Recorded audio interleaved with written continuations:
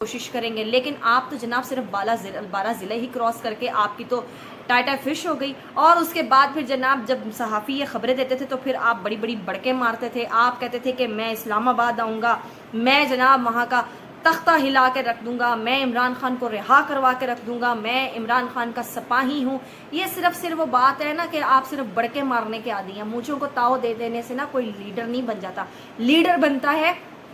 جو اپنے نظریے پہ قائم و دائم رہتا ہے۔ اور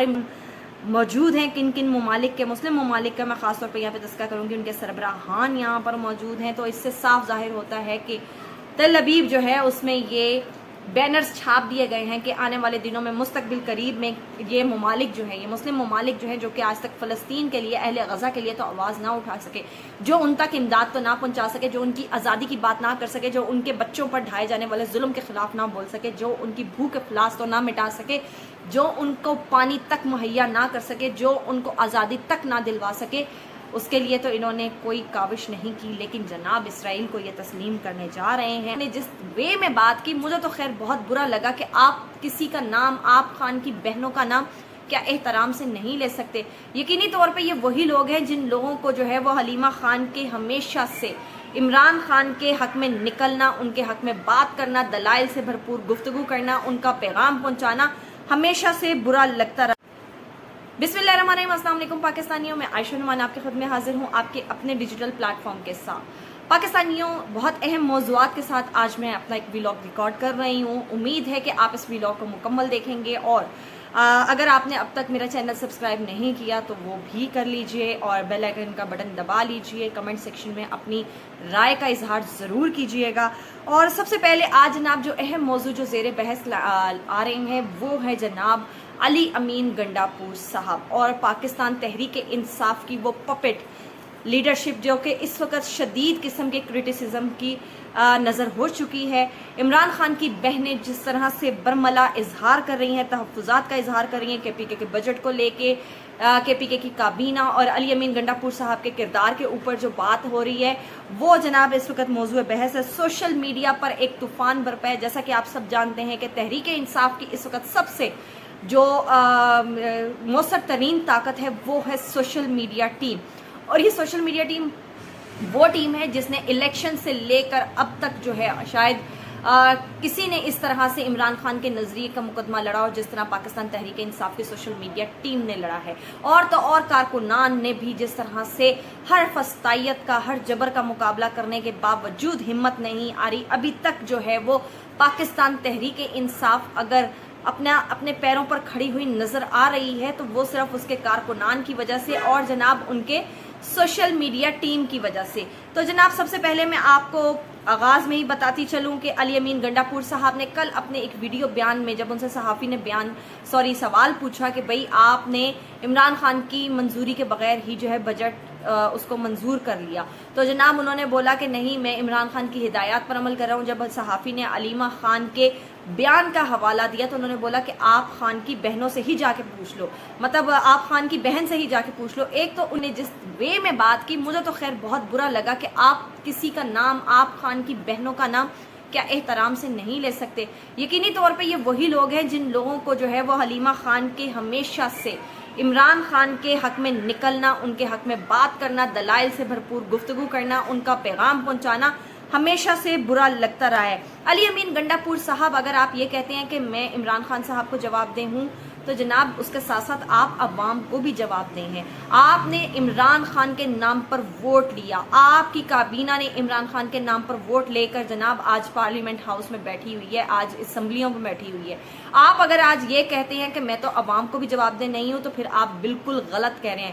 عوام نے آپ کو اسی آسرے پہ ووٹ دیا کہ آپ جو ہے وہ عمران خان کی رہائی کے لیے تن من دھن سے جو ہے وہ کوشش کریں گے، لیکن آپ تو جناب صرف 12 ضلع ہی کراس کر کے آپ کی تو ٹائٹا فش ہو گئی۔ اور اس کے بعد پھر جناب جب صحافی یہ خبریں دیتے تھے تو پھر آپ بڑی بڑی بڑکیں مارتے تھے، آپ کہتے تھے کہ میں اسلام آباد آؤں گا، میں جناب وہاں کا تختہ ہلا کے رکھ دوں گا، میں عمران خان کو رہا کروا کے رکھ دوں گا، میں عمران خان کا سپاہی ہوں۔ یہ صرف وہ بات ہے نا کہ آپ صرف بڑکیں مارنے کے عادی ہیں، مونچھوں کو تاؤ دے دینے سے نا کوئی لیڈر نہیں بن جاتا۔ لیڈر بنتا ہے جو اپنے نظریے پہ قائم و دائم رہتا ہے، اور عمران خان اس وقت ایک نظریے کا نام ہے، اور اس نظریے پر جس طرح سے کارکنان کھڑے ہوئے نظر آ رہے ہیں، عمران خان کی سوشل میڈیا ٹیم کھڑی ہو رہی ہے، یہ بالکل دونوں ہاتھوں سے ان کو سلام ہے۔ اور جہاں بات رہی ان کی بہنوں کی، تو یہ وہ بہنیں ہیں جو کہ خان کے ساتھ چلنے کو تیار ہیں، یہ وہ بہنیں ہیں جو خان کی طرح پرعزم ہیں، بہادر ہیں، ذہین ہیں اور نظریے پر بات کرنے والی ہیں، یہ مفادات کے اوپر نہیں بات کرتی۔ تو جناب آپ ان بہنوں کو بھی نہ جھکا سکتے ہیں، نہ ہی جناب کسی طور پر جو ہے وہ ان کو مجبور کر سکتے ہیں۔ علیمہ خان جو ہے وہ جس طرح سے گفتگو کرتی ہیں،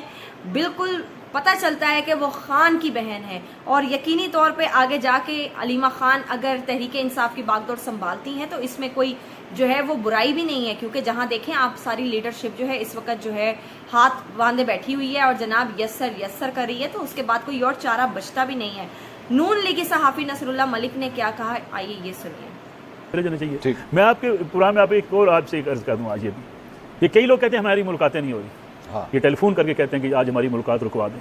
اچھا، ہمیں آج نہیں ملنے خان صاحب سے ملاقات کے لیے پریس کانفرنس کرنے والے لوگ کہ جی ہمیں خان صاحب سے نہیں ملنے دیا جا رہا، خود ٹیلی فون کرتے ہیں، ان کی ریکارڈنگ کروا کے دکھائیں۔ یہ کہتے ہیں بہت بڑا الزام، میں کوئی الزام نہیں لگا رہا، بڑے ثبوت کے ساتھ بات کر رہا ہوں، یہ خود کہہ رہے ہوتے ہیں کہ جناب آج ہماری ملاقات رکوا دیں۔ جی تو جناب نصر اللہ ملک صاحب جو کہ نون لیگ کے مطلب میں یہ نہیں کہنا چاہتی، جو کہ صحافی ہیں اور زیادہ تر جو ہے وہ نون لیگ کے حمایت میں نظر آتے ہیں، مقتدرہ کی حمایت میں بولتے ہوئے نظر آتے ہیں، انہوں نے یہ خبر بریک کی، اور انہوں نے نام تو نہیں لیا لیکن ان کی بات سے صاف ظاہر ہے کہ وہ لوگ جو پریس کانفرنسز کرتے ہیں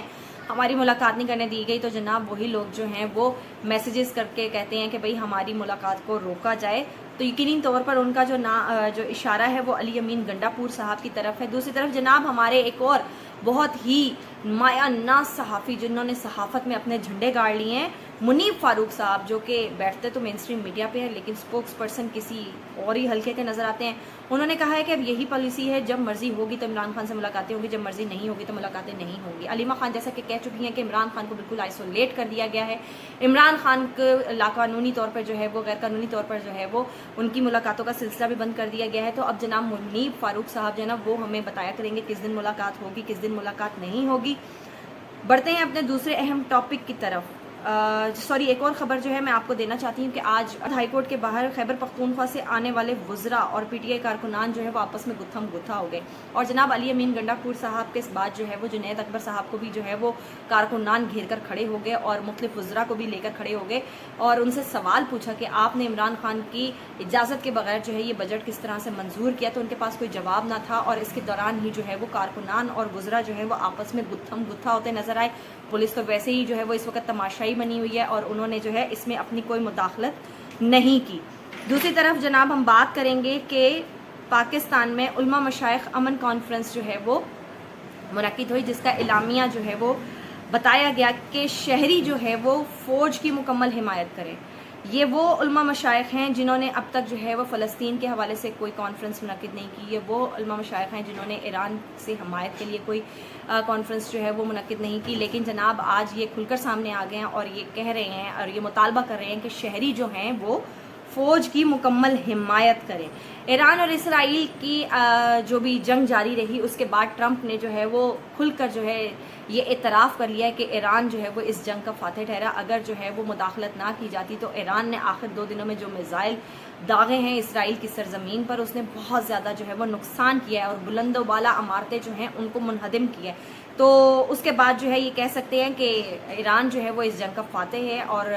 جنگ جو ہے انہوں نے جس طرح سے لڑی ہے اور جس طرح سے جیتی ہے وہ پوری دنیا نے دیکھ لیا۔ آیت اللہ خامنائی کی طرف سے ایک بیان دیا گیا ہے، انہوں نے یہ کہا ہے کہ اگر امریکہ مداخلت نہ کرتا تو ہم اسرائیل کو صفحہ ہستی سے مٹا دیتے۔ بالکل ایسا ہی ہے، اگر دوسرے ممالک جو ہے اس میں مداخلت نہ کرتے اور جناب جنگ روکنے کی بات نہ کرتے، قطر کے امیر کی طرف سے جو ہے میں بات کروں گی کہ انہوں نے بھی جو ہے وہ اس کے اندر کافی نمایاں کردار ادا کیا، تو شاید اس وقت جو ہے وہ اسرائیل آپ کو نقشے پہ کسی اور طریقے سے ہی نظر آ رہا ہوتا۔ لیکن میرے نزدیک یہ جنگ جو ہے، یہ جنگ فلسطین کے مسئلے کے حل کے بغیر رکنا ممکن ہی نہیں ہے، اور یہ معاملہ جو ہے وہ مسئلہ فلسطین کے حل تک جو ہے یہ اسی طرح سے ہمیں کبھی نہ کبھی جو ہے وہ کہتے ہیں ایک محاذ رائی کی طرف جاتا ہوا نظر آئے گا۔ تو جناب میں آپ کو بتاتی چلوں، تل ابیب میں جو ہیں وہ ایک بینرز لگ گئے ہیں۔ وہ بینرز کیا ہیں میں آپ کو اسکرین پر دکھا رہی ہوں، اور ان میں کون کون موجود ہیں. کن کن ممالک کے, مسلم ممالک کا میں خاص طور پہ یہاں پہ تذکرہ کروں گی, ان کے سربراہان یہاں پر موجود ہیں. تو اس سے صاف ظاہر ہوتا ہے کہ تل ابیب جو ہے اس میں یہ بینرز چھاپ دیے گئے ہیں کہ آنے والے دنوں میں مستقبل قریب میں یہ ممالک جو ہیں, یہ مسلم ممالک جو ہیں, جو کہ آج تک فلسطین کے لیے, اہل غزہ کے لیے تو آواز نہ اٹھا سکے, جو ان تک امداد تو نہ پہنچا سکے, جو ان کی آزادی کی بات نہ کر سکے, جو ان کے بچوں پر ڈھائے جانے والے ظلم کے خلاف نہ بول سکے, جو ان کی بھوک افلاس تو نہ مٹا سکے, جو ان کو پانی تک مہیا نہ کر سکے, جو ان کو آزادی تک نہ دلوا سکے, اس کے لیے تو انہوں نے کوئی کاوش نہیں کی. لیکن جناب اسرائیل کو یہ تسلیم کرنے جا رہے ہیں, اور یہ اس کا واضح ثبوت ہے, یہ تصویر اس کا واضح ثبوت ہے. اور ڈونلڈ ٹرمپ جو ہے وہ اپنی طرف سے بھرپور کوششیں کر رہے ہیں کہ اسرائیل کو تسلیم کیا جائے. آنے والے وقتوں میں اگر ان لوگوں نے کر لیا تو یہ بھی کہا جا سکتا ہے کہ پاکستان بھی جو ہے وہ پھر اسرائیل کو تسلیم کرے گا. لیکن جناب ہمارے آئین میں یہ درج ہے, ہمارے قائد کا یہ فرمان ہے کہ اسرائیل کو ہم کبھی تسلیم نہیں کریں گے. اور جو قومیں اپنے قائد کے فرمان کو فراموش کرتی ہیں, اس کے خلاف جاتی ہیں, تو پھر وہ قومیں جو ہیں وہ تاریخ کا حصہ بن جاتی ہیں, ماضی کی یاد بن کے رہ جاتی ہیں. تو ہمیں تاریخ سے ضرور سیکھنا چاہیے, اور ہمیں اپنے منشور کو تھامے رکھنا چاہیے. ہمیں اپنی اساس کو, اپنی اخلاقی اقدار کو, ہماری اسلامی تعلیمات کو ضرور یاد رکھنا چاہیے. کیونکہ اگر ہم نے اہل غزہ سے وفا نہیں کی تو پھر ہم کسی سے وفا نہیں کر سکتے.